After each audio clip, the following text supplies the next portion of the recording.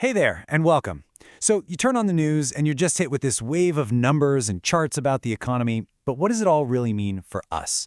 Today, we're going to decode the single most important number of them all, the one that's basically the entire economy's report card. Right? You hear these words thrown around: inflation, recession, unemployment. And does your head just start to spin a little? Yeah, you're definitely not alone. It can feel like you're trying to understand a game without knowing how the score is kept. But what if I told you there's one key number that helps make sense of it all? You see, to get a handle on this big, complicated picture, economists and policymakers really zero in on four major issues. And these aren't just abstract ideas for a textbook. These are the challenges that directly hit our jobs, our savings, and just the cost of living, day in and day out. And here they are, the big four. You've got inflation, which is just a fancy way of saying your dollar doesn't stretch as far as it used to. There's unemployment, the number of folks who are actively looking for a job but just can't find one. Then you have economic growth, which is kind of the engine that helps improve our standard of living. And last, business cycles. Those ups and downs, the booms and busts that every economy seems to go through. Some people call inflation the cruelest tax, and that really hits the nail on the head. It's invisible, right? You might get a raise at work, but if the prices of everything you buy are going up even faster, you're actually falling behind. It just silently chips away at the value of your savings and your paycheck. Okay, so with all these massive forces swirling around, how in the world do we actually measure how a country is doing? How do we boil it all down to a single score? Well, that brings us to the ultimate economic scorecard. The whole field that tries to answer these big questions is called macroeconomics. So instead of looking at one company or one specific industry, it takes a step back and looks at the entire economy, the whole shebang. And to check the health of that giant system, it really relies on one main tool. And that tool is gross domestic product, or as you always hear it, GDP. This is the big one. Think of it as the grand total on a country's price tag for everything it produced in a year. But listen, every single word in that definition is doing some really heavy lifting. First up, market value. How do you add together a bunch of cars, a bunch of haircuts, and a bunch of cups of coffee? They're completely different things. Well, you can't just count the items. So instead, GDP uses their price, their value out there in the marketplace, to smush it all together into one single number we can actually compare. Next, this is really important: final goods and services. GDP is smart. It only counts the value of the final product that you or I buy. So it counts the price of a brand new car, but it doesn't count the tires or the steel or the engine that went into making it. Why? Because the cost of all those parts is already baked into the car's final sticker price.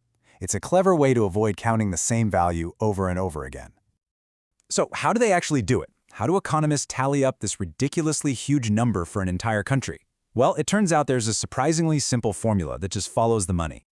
This right here is the most common way to do it. It's called the expenditure approach. The formula might look a little intense, but it's not, I promise. It just says that GDP, which they call Y here, is just the sum of four different kinds of spending: consumption, investment, government spending, and net exports. It basically adds up where every dollar went.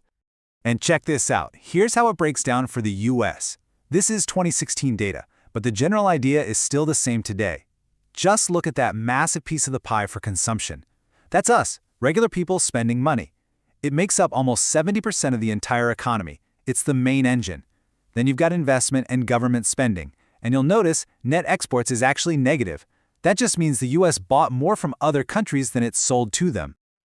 So let's put it all together. C is all of us, buying groceries, getting our cars fixed, streaming movies. I is businesses spending money on things like new buildings and equipment. G is the government spending on roads, schools, defense, you name it. And NX is just exports minus imports. That's it. You add those four things up, and boom, you've got GDP.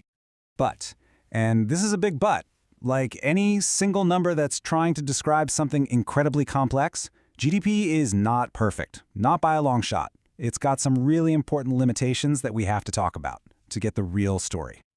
Okay, this is probably the most important thing to get: the difference between nominal and real GDP. See, nominal GDP can go up just because prices went up, because of inflation, not because we actually made more stuff. That's why whenever you hear a news anchor talk about economic growth, they better be talking about real GDP. That's the one that's adjusted for inflation, so it tells us if our economy is actually producing more or if we're all just paying more for the same amount of stuff. And the blind spots, man, they are huge.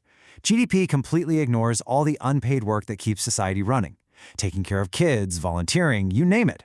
It doesn't see the underground economy. It says your free time, your leisure, is worth zero. And get this, it actually goes up when we spend money to clean up an oil spill or rebuild after a hurricane. It treats disasters like a good thing for the economy. Basically, GDP is a fantastic calculator of production, but a pretty terrible judge of well-being. It measures the size of the economic pie, but it tells us nothing about how that pie is sliced up or the mess we made in the kitchen baking it. So, if GDP has all these problems, why is it still the headline number? Why do entire global markets move based on this one flawed statistic? Well, that brings us to the final and most crucial takeaway. At the end of the day, the answer is pretty simple. For all its flaws, real GDP is still the best tool we've got to quickly take the pulse of an entire economy. It gives us a consistent way to measure the overall level of economic activity and see if a country is generally heading in the right direction or not. And here's the other thing. While GDP doesn't measure our happiness directly, the two are pretty strongly connected. Countries with a higher GDP per person almost always have better healthcare, better education systems, and people tend to live longer. So no, GDP isn't a measure of well-being, but it often measures a country's capacity to provide a better life for its people. And that leaves us with one last big question to chew on. There's an old saying, we manage what we measure. So if GDP is still our main scorecard for success as a nation, are we really focused on what truly matters for progress? It's something to think about the next time you see that big number flash across your screen.